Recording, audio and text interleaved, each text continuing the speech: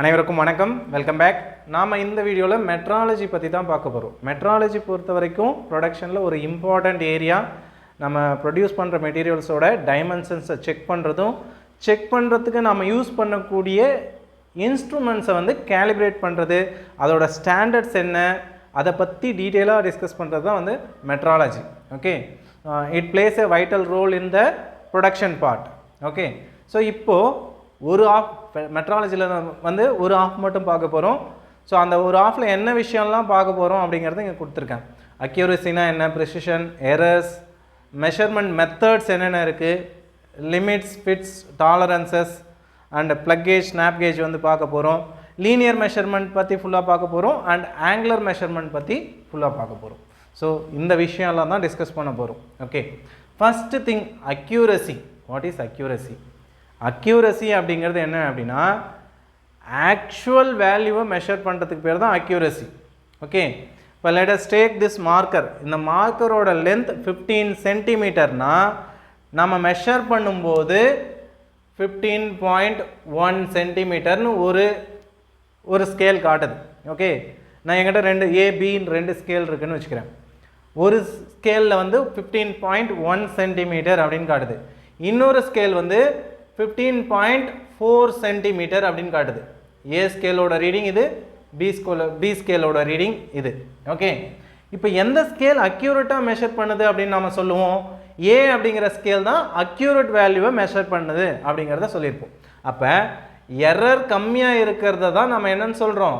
Error கம்மியாக இருந்துச்சுன்னா அது அக்யூரேட் அப்படின்னு சொல்கிறோம். ஓகே, இப்போ இன்னொரு விஷயமும் எடுத்துக்கலாம். இப்போ இதே மார்க்கர் வந்து 15.2 சென்டிமீட்டர் இருக்குது, 15.2 சென்டிமீட்டர் இல்லை 15.6 சென்டிமீட்டர் இருக்குதுன்னு வச்சுக்கலாம். இப்போ வெர்னியர் ஸ்கேல் யூஸ் பண்ணி அளக்கும்போது எனக்கு ரீடிங் வந்து 15.54 சென்டிமீட்டர் அப்படின்னு காட்டும். ஏன்னா வெர்னியர் ஸ்கேலோட லீஸ்ட் கவுண்ட் வந்து 0.02 அப்படின்னும் போது எனக்கு 15.54 சென்டிமீட்டர் காட்டும். இதே மார்க்கரை நான் நார்மல் ஸ்டீல் ரூல் யூஸ் பண்ணி, ஸ்கேல் யூஸ் பண்ணி அளக்கும் போது எனக்கு 15.5 சென்டிமீட்டர் தான் காட்டும்.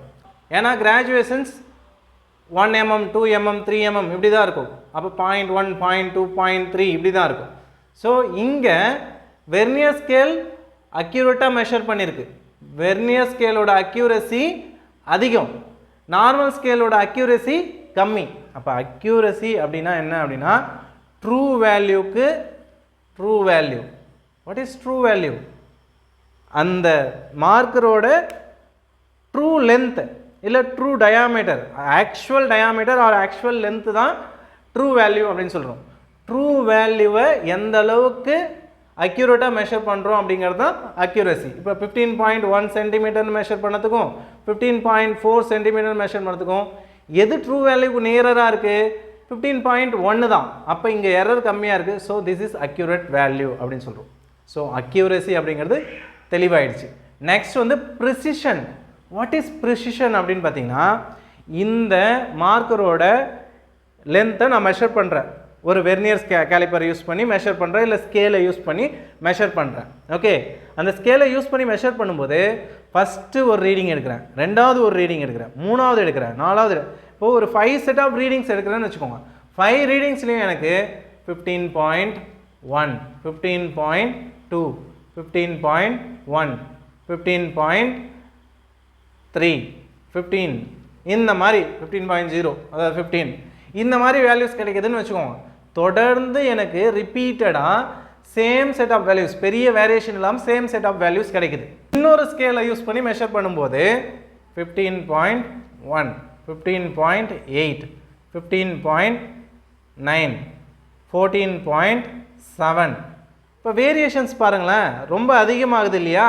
இந்த வேரியேஷன்ஸ் அதிகமாச்சுன்னா இந்த ஸ்கேல் வந்து ப்ரிசிஷனாக இல்லை. தொடர்ந்து ஒரே மாதிரியான வேல்யூஸை கொடுத்தா அது வந்து ப்ரிசிஷன் அப்படின்னு சொல்லலாம். ஓகே, ஸோ தொடர்ந்து ஒரே மாதிரியான வேல்யூஸ் கொடுக்காம வேறு வேறு வேல்யூஸ் மாறி வருதுன்னா அந்த ஸ்கேல் வந்து ப்ரிசைஸாக இல்லை அப்படின்னு சொல்லலாம். ஓகே, ஸோ அக்யூரசி அப்படிங்கிறது ட்ரூ வேல்யூக்கு நியர்பை வேல்யூ, எரர் கம்மியாக இருந்துச்சுன்னா அது அக்யூரேட் அப்படின்னு சொல்கிறோம். ப்ரிசிஷன் அப்படின்னா அக்யூரேட் வேல்யூவோ இல்லையோ அதை பற்றி கவலை கிடையாது. தொடர்ந்து எனக்கு என்ன கொடுக்கணும், ஒரே மாதிரியான வேல்யூஸை ரிப்பீட்டட் மெஷர்மெண்ட் எடுக்கும்போது ஒரே மாதிரியான வேல்யூஸை கொடுக்கணும். இப்போ ஸ்கேல் யூஸ் பண்ணி மெஷர் பண்ணோன்னா நமக்கு ரிப்பீட்டடாக ஒரே மாதிரியான வேல்யூ தான் கொடுக்கும். அப்போ ப்ரிசைஸாக இருக்குது, அந்த ஸ்கேல் வந்து ப்ரிசைஸாக இருக்குது. எங்கே ப்ரிசிஷன் குறையும் அப்படின்னு பார்த்தீங்கன்னா மெக்கானிக்கல் லிங்கேஜஸ் உள்ள இடத்துல. இப்போ நியூமேட்டிக் யூஸ் பண்ணி மெஷர்மெண்ட் பண்ணும்போது ப்ரெஷர் கேஜஸில் இதிலெல்லாம் ப்ரிசிஷன் கம்மியாகிறதுக்கு வாய்ப்பு இருக்குது. ஏன்னா அங்கே மெக்கானிக்கல் லிங்கேஜஸ் இருக்குது. அப்போ தொடர்ந்து ஒரே மாதிரியான வேல்யூஸை கொடுக்குமா அப்படின்னு பார்த்தீங்கன்னா அந்த லிங்கேஜஸில் உள்ள ஃப்ரிக்ஷன் ஃப்ளக்சுவேஷன்ஸ் இதை பொறுத்து அங்கே ப்ரிசிஷன் குறையும். ஆனால் நம்ம லிங்கேஜஸ் இல்லாத எக்யூப்மெண்ட்ஸ்லாம் பார்த்தீங்கன்னா ப்ரிசிஷன் அதிகமாக இருக்கும். ஓகே, ஒரு ஸ்கேல் வந்து அக்யூரேட்டாகவும் இருக்கும், ப்ரிசைஸாகவும் இருக்கும். ஓகே, ஸோ இது ரெண்டுத்துக்கும் உள்ள டிஃப்ரென்ஸ் புரிஞ்சுக்கோங்க. அக்யூரேசினா என்ன, ப்ரிசிஷன்னா என்ன. இப்போ எரருக்கு வரலாம். எரர் அப்படின்னு பார்த்தீங்கன்னா ட்ரூ வேல்யூக்கும் மெஷர்டு வேல்யூக்கும் உள்ள டிஃப்ரென்ஸ் தான் எரர். ஓகே, இது 15 சென்டிமீட்டர், இதோட லென்த் வந்து 15 சென்டிமீட்டர், ஆனால் மெஷர்டு வேல்யூ வந்து 15.5 centimetre. Actual value true value வந்து 15 சென்டிமீட்டர். அப்போ இங்கே எரர் எவ்வளோ, 0.5 சென்டிமீட்டர் எரர். அப்போ error is the difference between measured value and true value. Measured வேல்யூக்கும் ட்ரூ வேல்யூக்கும் உள்ள டிஃப்ரென்ஸ் தான் எரர். இப்போ பர்சன்டேஜ் ஆஃப் எரர் கால்குலேட் பண்ணிங்கன்னு வச்சுக்கோங்க. Percentage of error equal to error by true value. இதுதான் பர்சன்டேஜ் ஆஃப் எரர். எரருக்கும் ட்ரூ வேல்யூக்கும் உள்ள ரேஷியோ தான் பர்சன்டேஜ் ஆஃப் எரர். இப்போ எரர் அப்படிங்கிறது மெஷர்டு வேல்யூக்கும் ட்ரூ வேல்யூக்கும் உள்ள difference divided by true value. Okay, இதை எப்படி சொல்லலாம், measured value by true value minus 1 அப்படின்னு சொல்லலாம் percentage of error. Okay, error முடிஞ்சது. எரரில் சிஸ்டமேட்டிக் எரர், ரேண்டம் எரர். இப்போ சிஸ்டமேட்டிக் எரர் என்னென்ன இருக்கும் அப்படிங்கிறத சொல்லிடுறேன். Systematic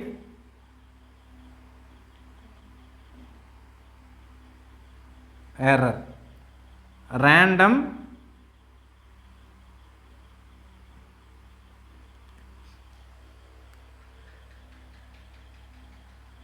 systematic error affects the accuracy. Random error affects the precision. நல்லா புரிஞ்சுக்கோங்க, இதை பேஸ் பண்ணி கொஸ்டின் வரலாம். சிஸ்டமேட்டிக் எரர் என்னெல்லாம் இருக்கும், calibration error,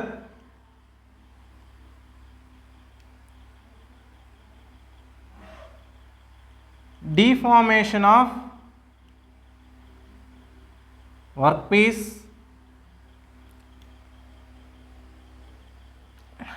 ambient conditions,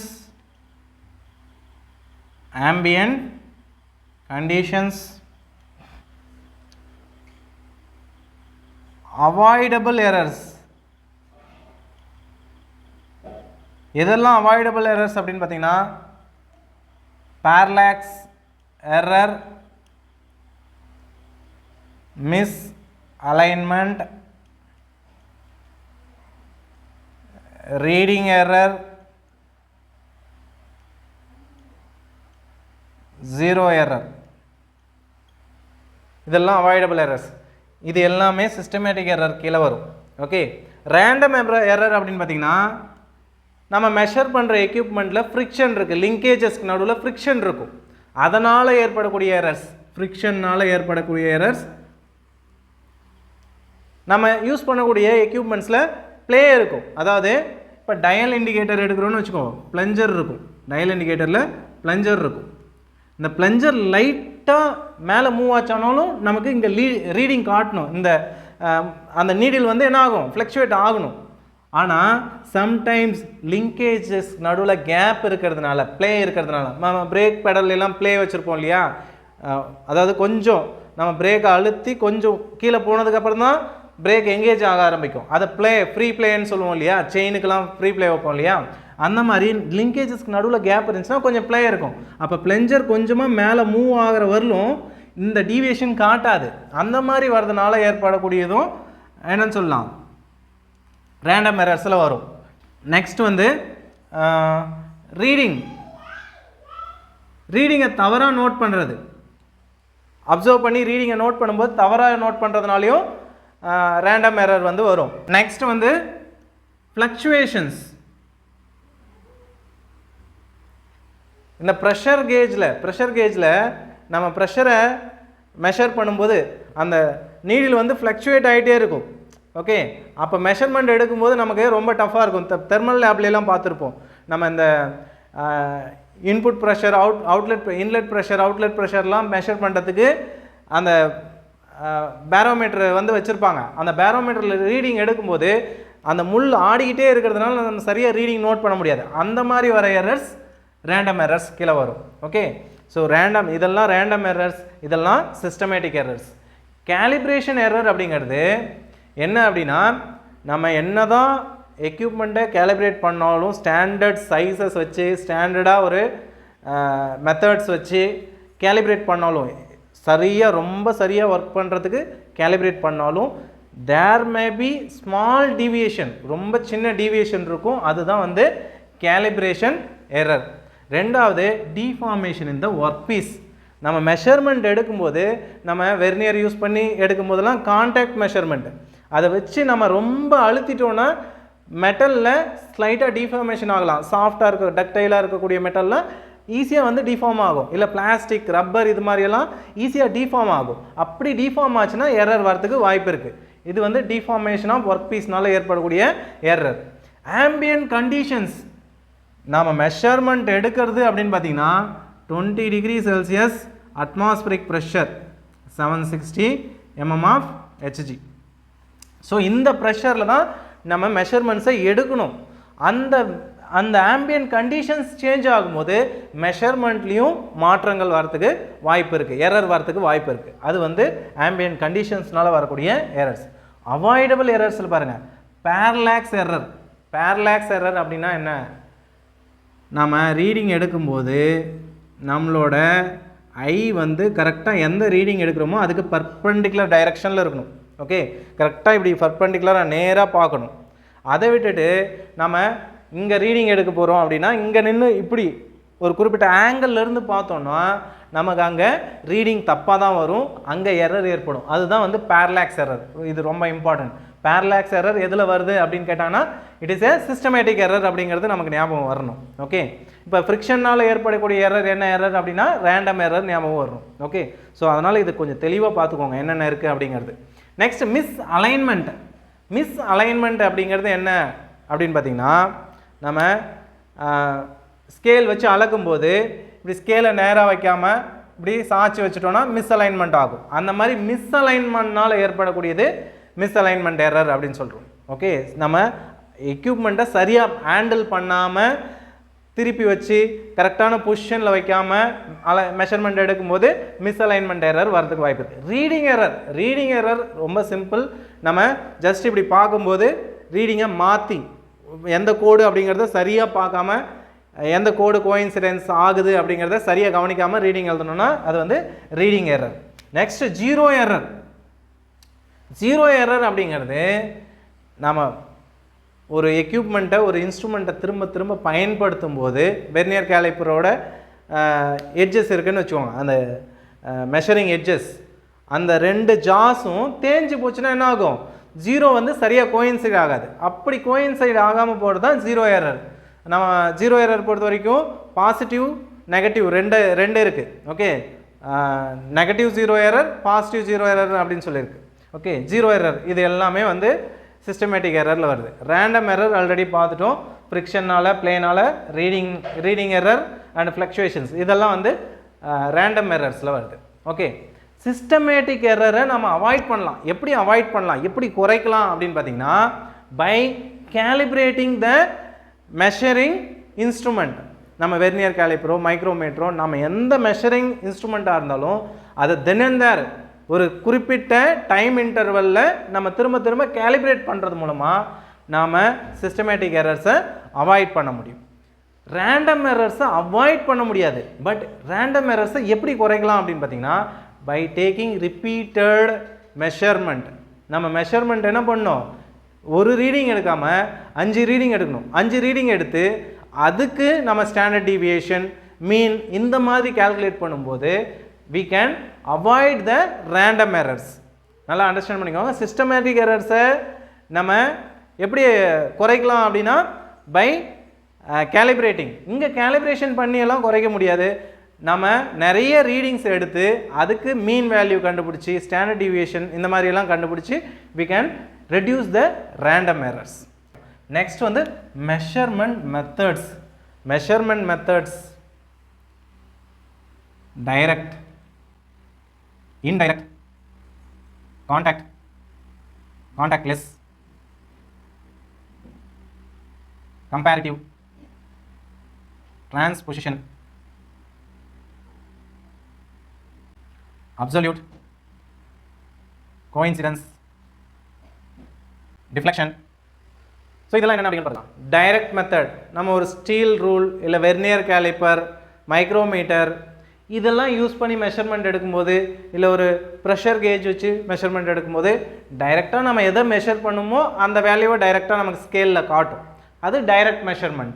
okay, indirect மெஷர்மெண்ட்னா என்ன அப்படின்னு பார்த்தீங்கன்னா, இப்போது நான் ஒரு ஆங்கிளை மெஷர் பண்ணணும். ஸ்ட்ரைட்டாக ஆங்கிளை மெஷர் பண்ணுறதுக்கு பதிலாக நம்ம இந்த மாதிரி ஒரு ட்ரையாங்கிள் ஃபார்ம் பண்ணி இப்போ இந்த ஆங்கிளை தான் நம்ம மெஷர் பண்ணணும். ஆனால் இந்த லென்த் என்ன, இந்த லென்த் என்ன, இந்த லென்த் என்ன, இந்த 3 சைட்ஸும் என்னென்ன அப்படிங்கிறது தெரிஞ்சதுன்னா இதை வச்சு tan θ = அப்படின்னு சொல்லி ஃபார்முலாவை எழுதி நம்ம கண்டுபிடிப்போம் இல்லையா. ஸோ அந்த மாதிரி கண்டுபிடிச்சோன்னா அது வந்து இன்டைரக்ட் மெத்தட். நாம் கண்டுபிடிக்க வேண்டியது இந்த ஆங்கிள். ஆனால் நாம் இந்த வேல்யூலாம் கண்டுபிடிச்சி இது மூலயமா இந்த வேல்யூவை கண்டுபிடிக்கிறோம் இல்லையா, இது indirect method. Indirect method sine பார்ஸை யூஸ் பண்ணி ஆங்கிள் கால்குலேட் பண்ணுறது, இதெல்லாம் வந்து indirect method. Contact method vernier calliper use பண்ணுறோம், மைக்ரோமீட்டர் யூஸ் பண்ணுறோம். எந்த இப்போது இந்த மார்க்கரை தான் மெஷர் பண்ணணும், நம்ம மெஷரிங் ஜாஸை இது மேலே டச் பண்ணி அந்த ஸ்க்ரூவெல்லாம் டைட் பண்ணிவிட்டு இப்படி தான் வந்து மெஷர்மெண்ட் எடுக்கிறோம். இப்போ இது கான்டாக்ட் மெத்தட். கான்டாக்ட் லெஸ் மெத்தட்னா நம்ம இப்போ ரேடார் யூஸ் பண்ணி டிஸ்டன்ஸை மெஷர் பண்ணுவோம் இல்லையா, அதெல்லாம் கான்டாக்ட் லெஸ் மெத்தட். இங்கே கான்டாக்ட் லெஸ் மெத்தட் என்ன யூஸ் பண்ணுவோம் அப்படின்னு பார்த்தீங்கன்னா ஆப்டிக்கல் இன்ஸ்ட்ருமெண்ட்ஸ் யூஸ் பண்ணுவோம். இன்டர்ஃபெரோமெட்ரி நெக்ஸ்ட்டு ஆஃப் பார்க்கும்போது அதெல்லாம் கான்டாக்ட் லெஸ் மெத்தட்லாம் நெக்ஸ்ட் ஆஃபில் பார்க்கலாம். Comparative method, comparators dial indicators use பண்ணி கம்பேர் பண்ணி பார்க்குறோம் இல்லையா, அது வந்து comparative method. Transposition method. Transposition மெத்தட்னா எனக்கு தெரியாத ஒரு வேல்யூவை தெரிஞ்ச ஒரு வேல்யூவோட என்ன பண்ணுவேன், ஃபஸ்ட்டு கம்பேர் பண்ணுவேன். அதை எடுத்துகிட்டு வேறு ஒரு தெரிஞ்ச வேல்யூவோட கம்பேர் பண்ணுவேன். இது ரெண்டையும் வச்சு நான் இந்த தெரியாத வேல்யூவை கால்குலேட் பண்ணோன்னா அதுதான் டிரான்ஸ்பொசிஷன் மெத்தட். நம்ம ஸ்கேல்ஸில் யூஸ் பண்ணுறோம் இல்லையா, மாஸ் பேலன்ஸ், நம்ம கடையில் மாஸ் பேலன்ஸ்லாம் யூஸ் பண்ணுறோம் இல்லையா, அது எல்லாமே எல்லா ஸ்கேல்ஸுமே வந்து டிரான்ஸ்பொசிஷன் மெத்தட் மூலமாக தான் நம்ம மெஷர்மெண்ட் எடுக்கிறோம். ஒரு தெரியாத வேல்யூ ஒரு தெரிஞ்ச ஸ்டாண்டர்ட் வேல்யூவோட ஒப்பிட்டு இந்த வேல்யூவை ஃபிக்ஸ் பண்ணுவோம். இப்போ இந்த வேல்யூ ஃபிக்ஸ் ஆகிடுச்சா, நாம் இப்போது ஒரு காய்கறியோட வேல்யூ தெரியாது இல்லையா, அந்த காய்கறியை எடுத்து போட்டு இந்த வேல்யூவை வச்சு அந்த வேல்யூவை கண்டுபிடிப்போம். அதுதான் டிரான்ஸ்பொசிஷன் மெத்தட். இப்போது நான் எடைக்கல் இருக்கா, ஒரு கேஜி இருக்குது, அந்த 1 கேஜி எடைக்கல்லே என்ன பண்ணியிருப்பாங்க, வேறு ஒரு ஸ்டாண்டர்ட் வேல்யூவை வச்சு தான் இதோட எடை வந்து 1 கேஜின்னு நம்ம டிசைட் பண்ணியிருப்போம். ஓகே, இப்போது இது 1 கேஜின்னு டிசைட் ஆகிடுச்சா, இந்த எடைக்கல்லை வச்சு நம்ம 1 கிலோ காய்கறியை நம்ம டிசைட் பண்ணலாம். இது 1 கிலோ இருக்குது அப்படின்னு டிசைட் பண்ணுவோம் இல்லையா, அதுதான் transposition method. Next absolute method. Absolute மெத்தடுக்கு எக்ஸாம்பிள் நான் சொல்லணும் அப்படின்னா, உங்களுக்கு புரிகிற மாதிரி சொல்லணும்னா, டிகிரி செல்சியஸில் நம்ம டெம்பரேச்சர் மெஷர் பண்ணுவோமா, அதை வந்து என்ன பண்ணுவோம், கெல்வினுக்கு மாற்றுவோம். கெல்வினுக்கு 273 ஆட் பண்ணுவோம் இல்லையா, அதுதான் வந்து absolute method. Coincidence method vernier கேலிப்பரில், மைக்ரோமீட்டரில், இதுல எல்லாம் இந்த வெர்னியர் ஸ்கேலில் இருக்கக்கூடிய ரீடிங்ஸ் எதோட கோயின்சைட் ஆகுதுன்னு பார்த்து தான் ரீடிங் எடுப்போம். அந்த மாதிரி மெத்தட்ஸ் தான் கோஇன்சிடென்ஸ் மெத்தட். டிஃப்ளெக்ஷன் மெத்தட் நம்ம இதில் ப்ரெஷர் மெஷர்மெண்ட்டில் அந்த நீடில் எவ்வளோ டிஃப்ளெக்ட் ஆகுது, டயல் இண்டிகேட்டரில் நீடில் எவ்வளோ டிஃப்ளெக்ட் ஆகுது, பாயிண்டர் எவ்வளோ டிஃப்ளெக்ட் ஆகுது அப்படிங்கிறத பார்ப்போம் இல்லையா, அது வந்து டிஃப்ளெக்ஷன் மெத்தட். ஓகே, ஸோ இதெல்லாம் அண்டர்ஸ்டாண்ட் பண்ணிக்கோங்க. Measurement methods. ஓகே, நெக்ஸ்ட் வந்து லிமிட்ஸ், ஃபிட்ஸ் அண்ட் டாலரன்ஸ். இதை பற்றி டீட்டெயிலாக பார்க்கலாம். டாலரன்ஸ் பார்த்தீங்கன்னா யூனிலேட்ரல்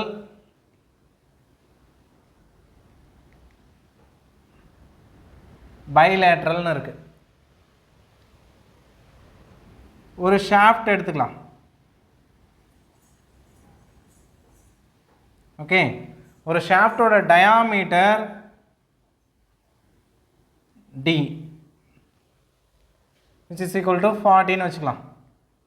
நம்ம மேனுஃபேக்சர் பண்ண வேண்டியது 40 mm ப்ளஸ் ஆர் மைனஸ் 0.2 அப்படின்னு கொடுக்குறாங்க. அப்படின்னா இது வந்து பைலேட்ரல். அப்பர் லிமிட்டும் கொடுத்துருக்காங்க, லோயர் லிமிட்டும் கொடுத்துருக்காங்க. இதுதான் ஆக்சுவல் டைமென்ஷன். இதுலேருந்து மேலேயும் 0.2 போகலாம், கீழேயும் 0.2 வரலாம். இதுக்கு பேர் பைலேட்ரல். யூனிலேட்ரல் அப்படின்னா இப்போ யூனிலேட்ரலில் 40 ப்ளஸ் 0.2 அப்படின்னு கொடுக்குறாங்கன்னா இது ஆக்சுவல் டைமென்ஷன். இதுலேருந்து மேலே வந்து இருக்கலாம், இதை விட சைஸ் அதிகமாக இருக்கலாம், ஆனால் குறைவாக இருக்கக்கூடாது. டயாமீட்டர் வந்து என்ன ஆகக்கூடாது, 40 விட குறைவாக இருக்கக்கூடாது. 40க்கு மேலே வேணா இருக்கலாம் அப்படிங்கிறது தான் யூனிலேட்ரல். இல்லை இந்த மாதிரி கொடுத்தாலும் 40 மைனஸ் 0.2 ப்ளஸ் 0.0, இது 0. அப்பர் லிமிட் வந்து 0, லோயர் லிமிட் வந்து 0.2. அப்படின்னா என்ன மீனிங்னா இதுதான் ஆக்சுவல் டைமென்ஷன். அதுலேருந்து டீவியேஷன் எவ்வளோ இருக்கலாம், 0.2 கம்மியாக இருக்கலாம். 0.2 வந்து எப்படி இருக்கலாம், கம்மியாக இருக்கலாம். ஸோ இது ரெண்டுமே வந்து யூனிலேட்ரல், இது வந்து பைலேட்ரல். ஓகே, ஸோ பைலேட்ரல்னால் என்ன, யூனிலேட்ரல்னால் என்ன அப்படிங்கிறது அண்டர்ஸ்டாண்ட் பண்ணிக்கோங்க டாலரன்ஸில். நெக்ஸ்ட் வந்து ஃபிட். ஃபிட் பொறுத்த வரைக்கும் 3 விஷயம் நீங்கள் அண்டர்ஸ்டாண்ட் பண்ணிக்கணும். கிளியரன்ஸ் ஃபிட்,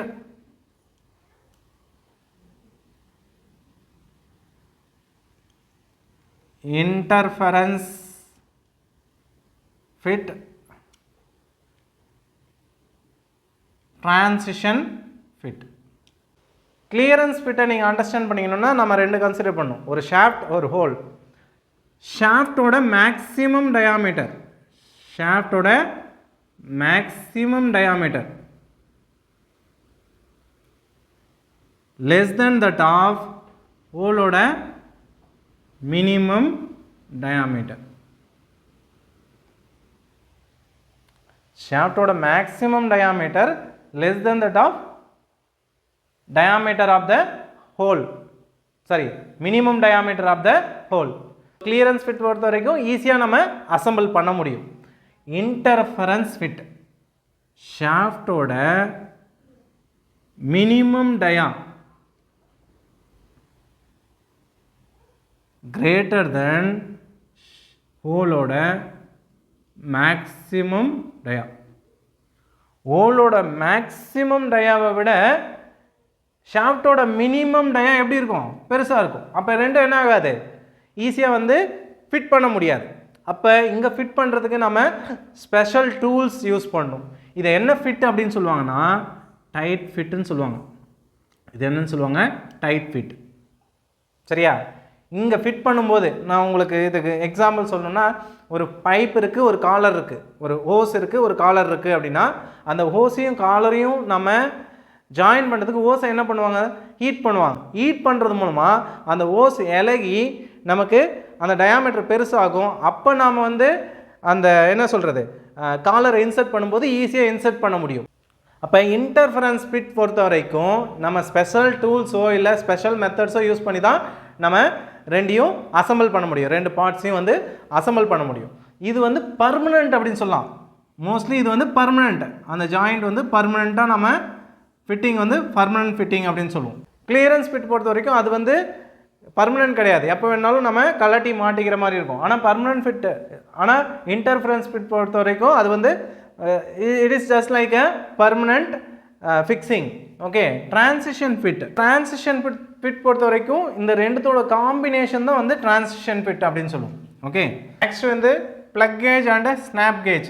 பிளக் கேஜ் எங்கே யூஸ் பண்ணுவோம், பிளக் கேஜ் வந்து ஹோலோட டைமென்ஷன்ஸ் அக்செப்டடா இல்லை நாட் அக்செப்டடா அப்படின்னு செக் பண்ணுறதுக்கு ப்ளக் கேஜஸ் வந்து யூஸ் பண்ணுவோம். ப்ளக் கேஜ்லேயே வந்து கோ நோ கோ. இப்போ கோ அப்படின்னும் போது ஒரு ஹோலில் நம்ம ப்ளக் கேஜ் யூஸ் பண்ணி, ப்ளக் கேஜுங்கிறது இந்த மாதிரி தான் இருக்கும், இதை இன்சர்ட் பண்ணும்போது உள்ளே போகணும். உள்ளே போச்சுன்னா அந்த மெட்டீரியல் வந்து அக்செப்டட். அப்போ இது ஹோலோட மினிமம் டயாமீட்டரை அக்சஸ் பண்ணுறதுக்கான இதுதான் வந்து கோ கேஜ்.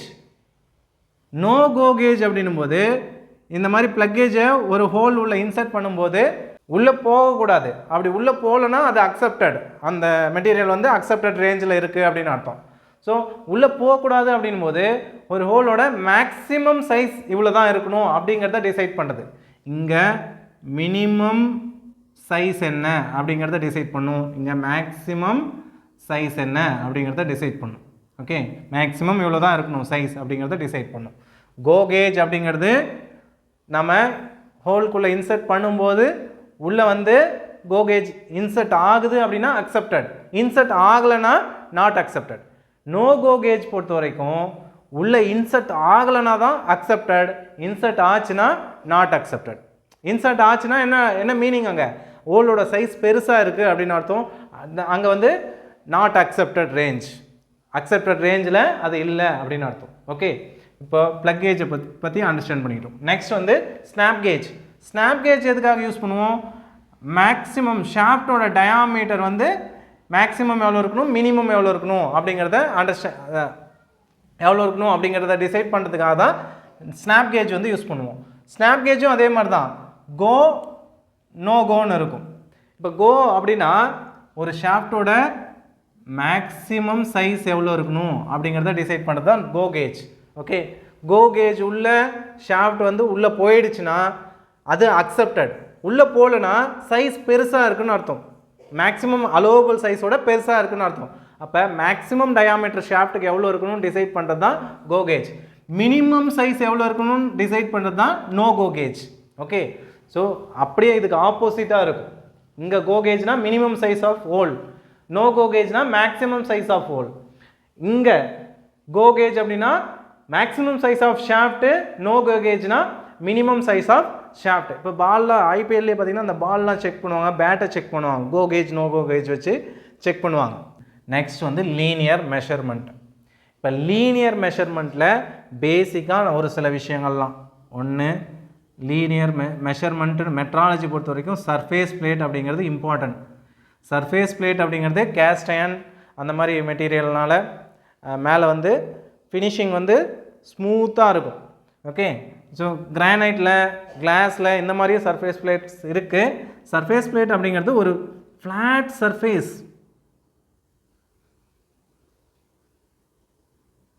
ஓகே, இந்த ஃப்ளாட் சர்ஃபேஸில் மேலே வச்சு தான் நம்ம ரீடிங்ஸ்லாம் எடுக்கணும் அப்படிங்கிறதுக்காக உருவாக்கப்பட்டது தான் சர்ஃபேஸ் பிளேட்.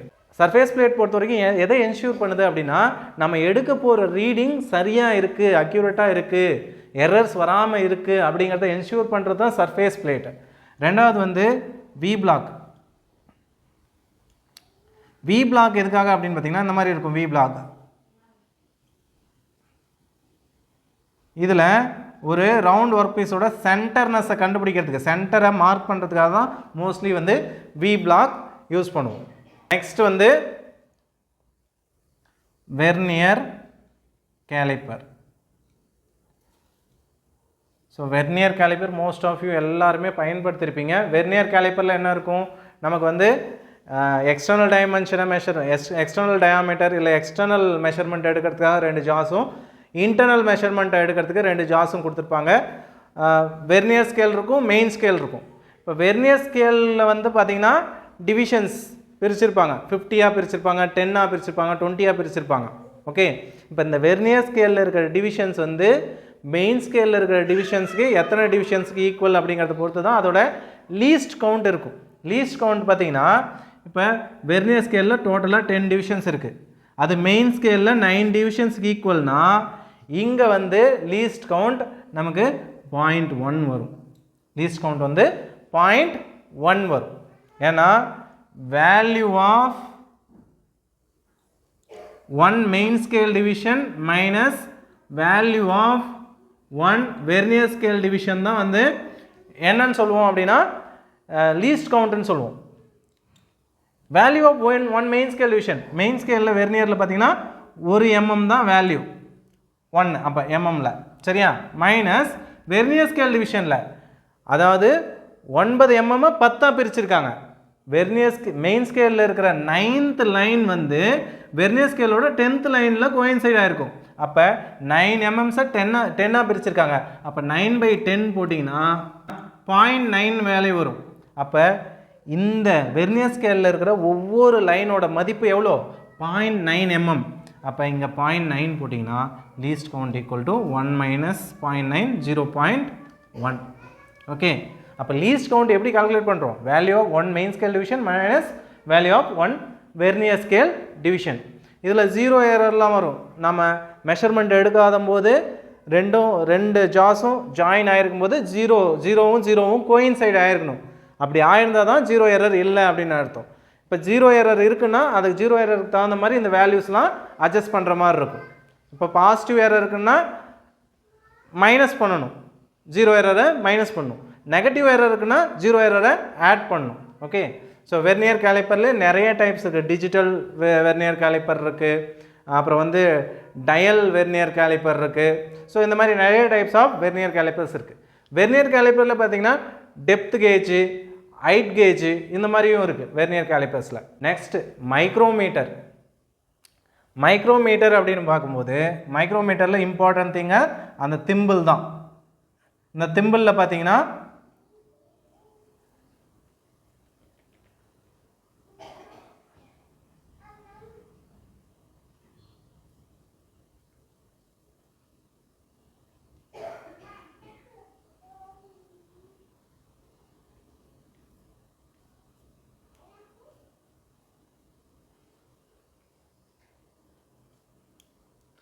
இதை வந்து ஆன்வில்னு சொல்லுவோம், இதை ஸ்பிண்டல்னு சொல்லுவோம்.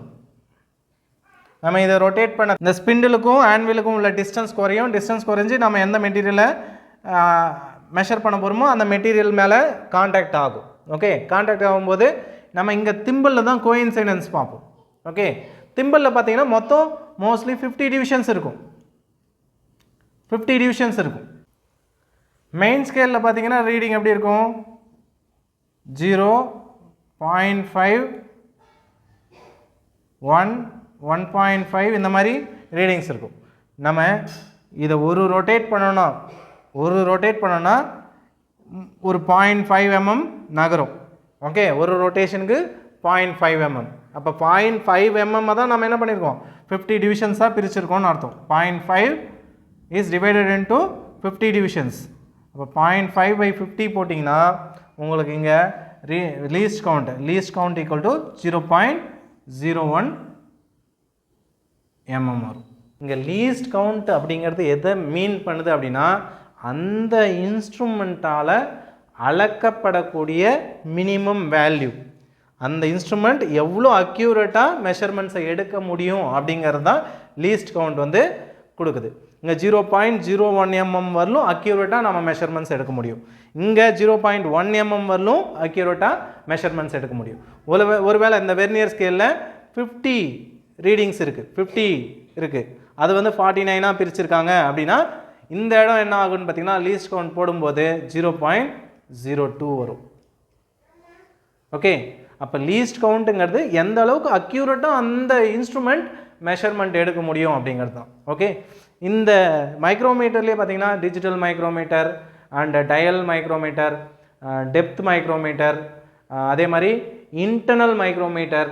நம்ம சிலிண்டரோட போர்ஸ்லாம் அளக்கிறதுக்காக சிலிண்ட்ரிக்கல் போர் கேஜ் யூஸ் பண்ணுவோம். அதில் இந்த இன்டர்னல் மைக்ரோமீட்டர் தான் யூஸ் பண்ணுவோம், இன்டர்னல் மைக்ரோமீட்டர். அது இல்லாமல் வந்து ஸ்க்ரூ த்ரெட் மைக்ரோமீட்டர், ஸ்க்ரூ த்ரெட்டோட டைமென்ஷன்ஸ்லாம் மெஷர் பண்ணுறதுக்கு ஸ்க்ரூ த்ரெட் மைக்ரோமீட்டர்லாம் வந்து யூஸ் பண்ணுவோம். ஓகே, ஸ்க்ரூ த்ரெட் மைக்ரோமீட்டர் பொறுத்த வரைக்கும் நம்ம டைரெக்டாக மெஷர்மெண்ட் எடுக்க மாட்டோம்.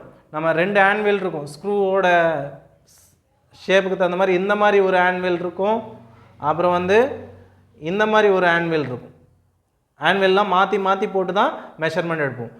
ஸ்க்ரூ பொறுத்த வரைக்கும் ஸ்க்ரூவோட ஷேப் இப்படி இருக்கும் இல்லையா, இந்த டயாமீட்டர் மினிமம் டயாமீட்டர் எடுப்போம், இது மேஜர் டயான் எடுப்போம், இதுக்கு ரெண்டுத்துக்கும் உள்ள மீனை தான் வந்து நம்ம ஆக்சுவல் டயான் எடுப்போம். நெக்ஸ்ட் வந்து காம்பினேஷன் செட். காம்பினேஷன் செட் பொறுத்த வரைக்கும் நமக்கு ஸ்கொயர் ஹெட் இருக்கும், அப்புறம் வந்து சென்டர் ஹெட் இருக்கும்,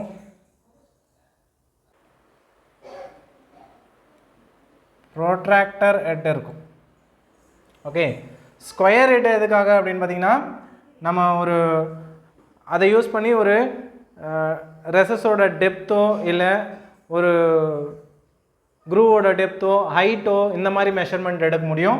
அது இல்லாமல் ஸ்கொயர்னஸை செக் பண்ண முடியும், 90 டிகிரி ஆங்கிள்ஸை செக் பண்ண முடியும். அதுக்காக வந்து ஸ்கொயர் ஹெட் யூஸ் பண்ணுவாங்க. நெக்ஸ்ட் வந்து சென்டர் ஹெட். சென்டர் ஹெட் எதுக்காக அப்படின்னு பார்த்தீங்கன்னா ஒரு சிலிண்ட்ரிக்கல் பிளாக்கோட சென்டரை மார்க் பண்ணுறதுக்காக சென்டர் ஹெட் கொடுத்துருப்பாங்க. ப்ரொடெக்டர் ஹெட் வந்து மோஸ்ட்லி ஆங்கிளை மெஷர் பண்ணுறதுக்காக கொடுத்துருப்பாங்க. ஓகே, இது வந்து காம்பினேஷன் செட்டோட யூசஸ். கேலிப்பர்ஸ். கேலிப்பர்ஸ் அப்படிங்கிறது internal calliper,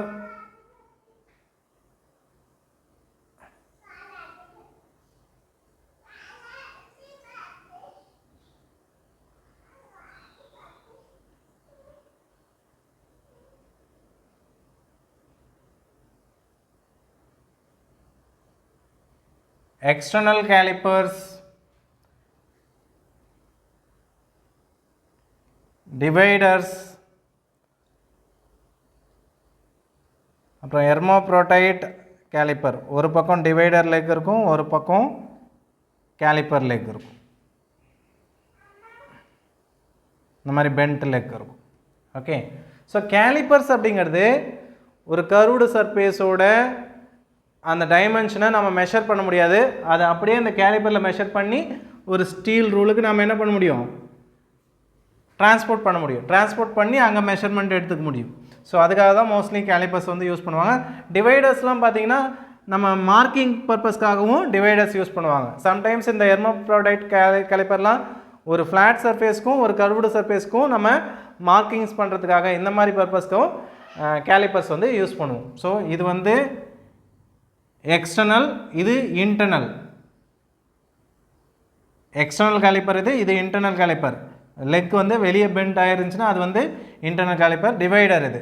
divider mostly marking பர்பஸ்க்காக அளவு எடுத்து அதை கொண்டு போய் அப்படியே மார்க்கிங் பண்ணுறதுக்காக பேரலல் லைன்ஸை மார்க் பண்ணுறதுக்காக டிவைடர்ஸ் வந்து யூஸ் பண்ணலாம். Next thing angular measurement. Angular மெஷர்மெண்ட்டில்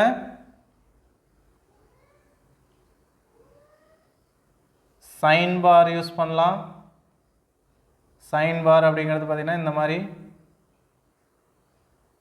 roller இருக்கும். இந்த ரெண்டு ரோலருக்கும் நடுவில் உள்ள லென்த் வந்து எல் அப்படின்னு சொல்லுவோம். Sine bar length, centre between the length between the rollers அப்படின்னு சொல்லுவோம், சைன் பாரோட லென்த். ஸோ இது கூட ஸ்லிப் கேஜஸை யூஸ் பண்ணி நம்ம மெஷர்மெண்ட் எடுக்க முடியும்.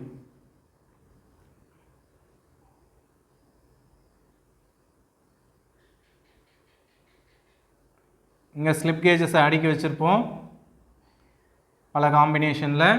இப்போ இந்த ஹைட் என்னன்னு நமக்கு தெரியும், ஹெச் தெரியும். இது ரெண்டுத்துக்கும் உள்ள லென்த்து, இந்த லென்த்து தெரியும் எல்லு. இந்த லென்த் என்னன்னு இந்த இந்த இந்த சென்டருக்கும் இங்கேயும் லென்த் என்னன்னு நமக்கு தெரியும். ஸோ இது 3 வேல்யூஸும் வச்சு இப்போ இது சைடு எஸ்ன்னு வச்சுக்கிறோம் அப்படின்னா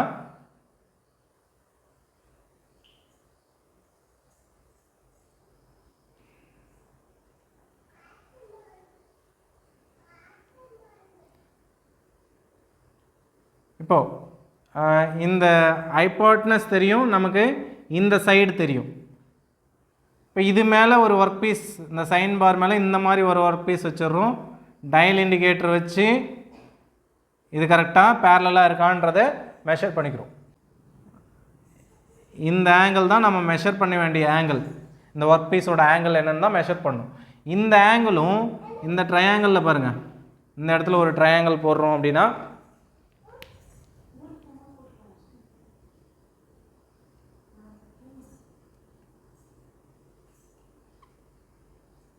இந்த ஆங்கிளும் ஈக்குவல் தான். அப்போ இந்த ஆங்கிளை கண்டுபிடிச்சோன்னா போதும்.